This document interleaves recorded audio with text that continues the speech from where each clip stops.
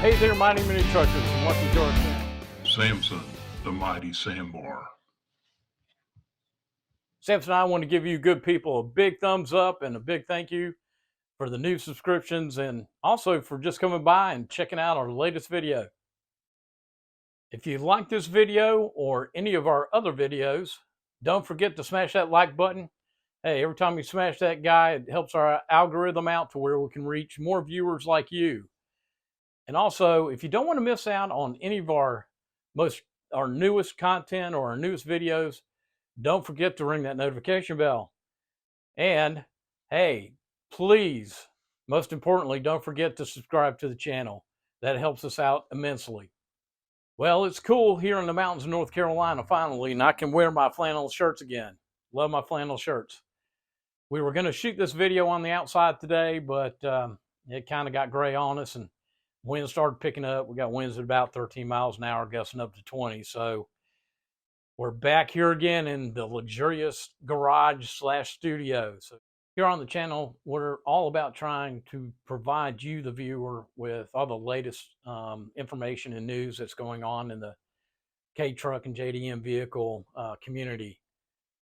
And over the past several weeks, there's been some threads posted on Facebook, some of the Facebook pages like Subaru Sandbar USA, Japanese Mini Truck of America, and it's coming from our brothers and sisters in Georgia, and they're receiving letters from Georgia's Division of Motor Vehicles. And basically what that letter is saying is that their titles and registrations are void now. Here I have the letter that Georgia K vehicle owners are receiving from Georgia State Revenue Office. The letter starts with heading Title Registration Recall. The body reads, Georgia prohibits the titling and registering of Japanese K vehicles, mini trucks, and similar vehicles, collectively K vehicles, due to not being compliant with U.S. federal motor vehicle safety standards. Therefore, they are not considered street legal in Georgia. More information about K vehicles and why they cannot be titled or registered in Georgia can be found in Policy Bulletin MVD-2023-05, located under the Rules and Policy section of the Motor Vehicle Division's website. As a result, the Department of Revenue will cancel the current Georgia title and revoke the registration. What action is required? Please return Georgia's certificate of title and a copy of this letter within 10 days of receipt to, and of course the address for Georgia Department of Revenue. So as you can see, Georgia's Motor Vehicle Division has decided, along with the Department of Revenue, to revoke all K-Truck and K-Vehicle titles and registrations. And on top of that, they're only giving their people 10 days to mail in or turn in their title and registration. In the middle of the letter, it refers you back to the Policy Bulletin MVD-2023-05. I've read that policy. It's pretty lengthy, so I'm not going to go over it here on the video.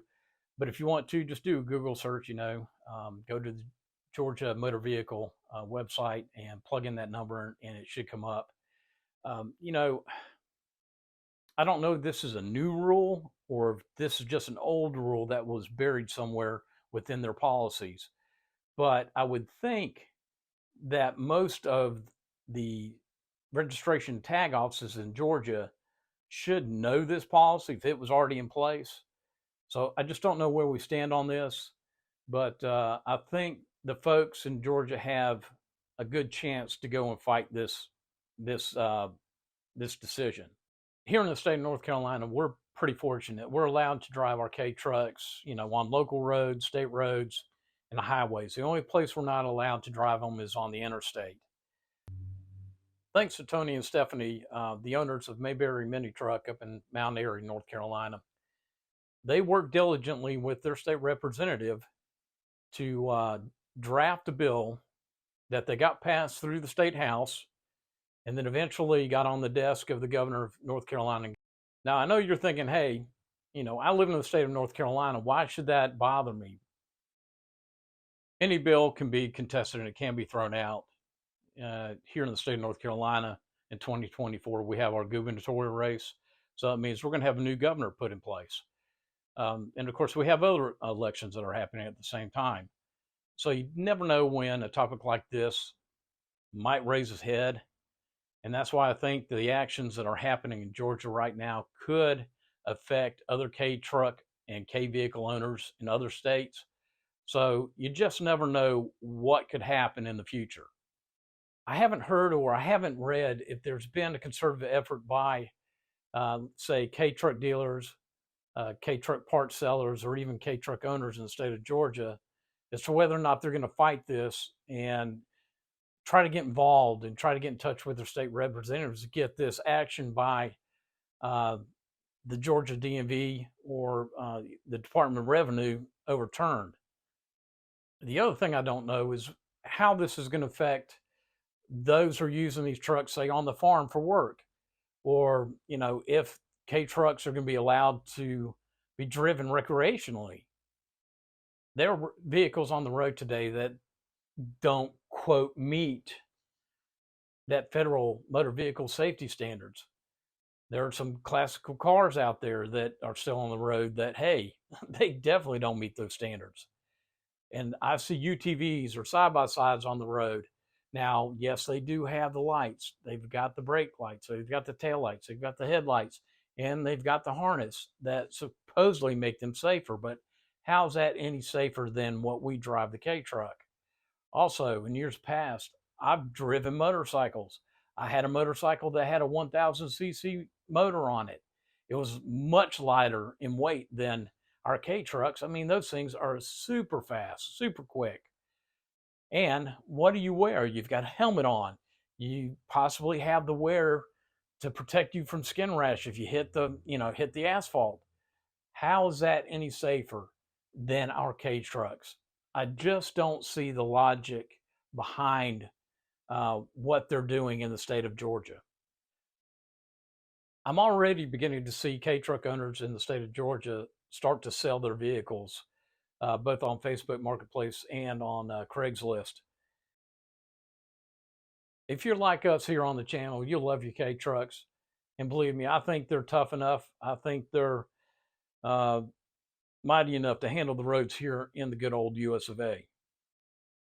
Folks, if you feel the same way that we do here on the channel about our K trucks or K vehicles, and you own a K truck in the state of Georgia, hey, please take the time to contact your state representative, either by email or call their office.